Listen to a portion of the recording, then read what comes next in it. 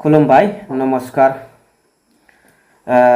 मोनसे आङो भिडिअ नुदों जे मानगोनां देरहासार बसुमतारी सारनि नेतृत्वआव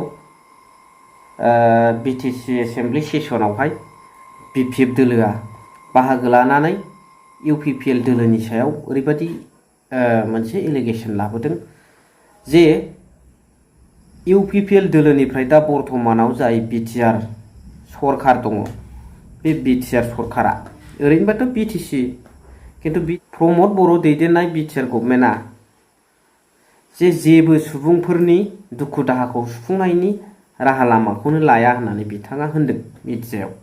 लोगोसे बे 6 सिडिउलाव कन्स्टिटिउसन मथे जे जोंहा दंखायो आयेन बानायनो हानाय गोहो, बे आयेनखौबो बिथांमोना बानाया। आयेन बानायनाय मोनबा गोबां इभेक्सन जानाय, गोबां इलिगेल बुस्थु जानाय, गोबां बिसिनाव थांनायखौ माबा नङा माबा मोनसेनि गेजेरजों होबथानो हागौमोन। नाथाय बिथांमोना जेबो बिनि फारसे खोमा होआखै बा नोजोर लायाखै। बाथ्राया बेनो सैथो, देरहासार बसुमतारी सार बुंनाया जे बिथांमोना सुबुंनि दुख बेदनाखौ सुफुंनो, दुखु दाहाखौ सुफुंनो थाखाय मालाबाबो खामानि मावाखै, गावबागाव निजि पकेट। बेनिफ्राय फेरेंगा मानगोनां इएम बिथांनि मोनसे दुखुनांथावसिन हाबाफारिया जाहैबाय जाय बर'फ्रा सोरबा जयै सेंग्रायानो जायाथों मानो, सोरबा पार्टनारशिपआवनो जायाथों मानो, बा सोरबा बर'नि लिडार बा माहाजोनानो जायाथों मानो, बिथांमोना जेखि दोलोनि जाया मानो सुबुं हिसाबै बिथांमोना साहा बागान आवग्रिनानै बिजिआर लेन्डबाबो बेवहाय दखल खालामनानै गभर्नमेन्टनि हा जिहेथु ओरैनो दङ, बेवहाय आरो गोबां लेबारबो थांनानै थायो। मोनसे साहा बागानाव बेसेबां लेबार थांनानै थायो बेखौथ' नोंथांमोना एसेबाबो अंक दं आरो सोरबाया बेनि फारसे गोबां नलेज दंखायो। दा बेफोरबादि दखल खालामनानै हाबा मावनायखौ एरखुजोबनानै आरो बै हाखौ सरकारनो हरफिननाया जोबोद दुखुनांथाव बाथ्रा।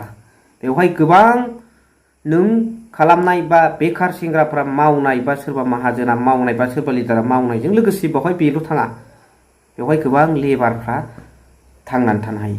बेखौ खामानि मावनाया जोंनि थाखाय जोबोद मोनसे दुखुनांथाव बाथ्रा। आरो बिथाङा बुंबावदों लेन्ड एन्ड रेभिनिउ डिपार्टमेन्टआव बिपिएफ गभर्नमेन्टआ, हाग्रामा महिलारि बिथां दैदेननाय बिपिएफ गभर्नमेन्टआ सिगां समावहाय 17 बोसोरावहाय जेबो सिस्टेम खालामनानै लानो रोङाखै। नाथाय बेखौ स्वयं खाम्फा बरगयारी बिथाङानो सिगांनि समाव बुंबोखाबाय माबादि फरेस्ट रयेल्टि बायदिसिनानि गेजेरजों बिटिसिनि बाख्रियाव हाबहैनानै फैसाया, बेजों बिथांमोना दैबाना आरि माखासे इमारजेन्सि जाथायफ्राव जानाय बा बेवहाय गोनांथि जानाय निड्स जानाय राङारि अनसुंथाइ फाइनान्सियेल एसिस्टेन्सखौ बिथांमोना फिसा फिसा स्किम बानायनानै आइबिएस बानायनानै हरोमोन होननानै खाम्फा बरगयारी बिथाङानो बै समाव बुंदों। बेनि भिडिअ क्लिप्स बयनावबो दं। बावहाय सिस्टेम फैदों आरो मा लेन्ड रेभिनिउ डिपार्टमेन्टल', मोनफ्रोमबो डिपार्टमेन्ट, मोनफ्रोमबो डिस्ट्रिक्ट, मोनफ्रोमबो साब डिभिजनखौ दानानै मोनफ्रोमबो बिटिसि अफिसनि डिपार्टमेन्टफोरनि मोनफा मोनफा अफिस बानायनानै बिटिसिखौ सिस्टेमाव लाबोनो, स्किम बानायनायनि, स्किम राननायनि, सालायनायनि प्रिन्सिपाल सेक्रेटारिनिफ्राय लानानै चौकिदारसिम हाग्रामा महिलारि बिथाङानोथ' सिस्टेमखौ बानायबोदों। बावहाय रावहाबो डाउट गैया, बावहाय रावहाबो खुनु अबजेक्सन गैया आरो बियो थारैनो ट्रुथ, सैथोखा बियो जे हाग्रामा महिलारि बिथाङा 17 बोसोर बिटिसिखौ खुंबोदों आलो गोजोनै, जै जै मै मैयै, जोंगा मागायै सिस्टेमजों।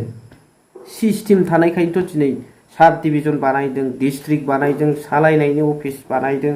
नाथाय दिनै फेरेंगा मानगोनां बिथाङा बुंब्ला बेयाव रायजो राजाफ्रा गनायनाय नङा। बिटिसिखौ बिथांमोना मिथिना मिथिया 6 सिडिउल प्रभिजननि गेजेरजों आयेन बानायनो हानाय गावहानो मोनसे गोहो दं। बे गोहोखौ इउटिलाइज बानाय। दिनैसिमबो बिथांमोना बेखौ नाजाया ना मिथिया, आं बेखौ बुंनो हाला। दा इउपिपिएल दोलोआ बेखार इयुथ्सफोरनि थाखाय, लाइमोनफोरनि थाखाय आर्थिक बेबस्था मा खालामदों बेखौ मानगोनां प्रमद बर' सार लोगोसे इउपिपिएलनि नेता बिथांमोनाव आङो बे भिडिअनि गेजेरजों सोंहरबाय, जाहाथे बिथांमोना बाइटआव खिन्थानानै होयो। बेखौ आङो रिकुवेस्ट खालामबाय। मा सानो रायजो राजाफोर कमेन्ट्सनि गेजेरजों जरुर फोरमायहर। थेंक इउ भेरि माच फर वाचिं। लाभ इउ।